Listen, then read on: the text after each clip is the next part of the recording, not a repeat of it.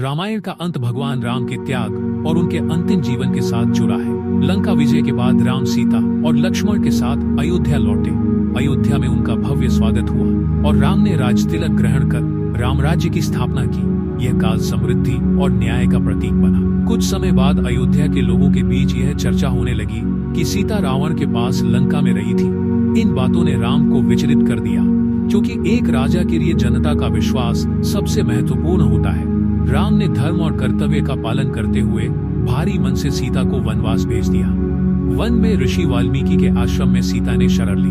वहीं उन्होंने अपने पुत्रों लव और कुश को जन्म दिया और उनका पालन पोषण किया। वर्षों बाद लव और कुश ने अयोध्या में राम के अश्वमेध यज्ञ के घोड़े को पकड़ा।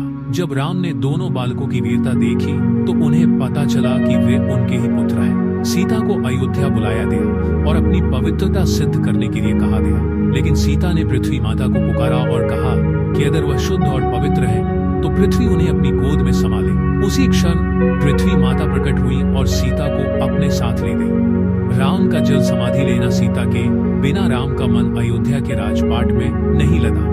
उन्होंने अपने जीवन का उद्देश्य पूरा मानते हुए धरती छोड़ने का निश्चय किया। उन्होंने अपने भाइयों और मंत्रियों को अयोध्या का प्रबंधन सौंपा। राम सरयू नदी के किनारे पहुंचे। वहां उन्होंने अपने भक्तों और अनुयायियों को अंतिम दर्शन दिए। राम ने सरयू नदी में प्रवेश किया और विष्णु लोक चले गए। यह माना जाता है कि उनके साथ लाखों अयोध्यावासी भी सरयू नदी में प्रवेश कर स्वर्ग गए। रामायण का अंत हमें धर्म, कर्तव्य, त्याग और मर्यादा की सीख देता है। भगवान राम ने हर परिस्थिति में धर्म का पालन किया और अपने जीवन को मानवता के लिए आदर्श बना दिया।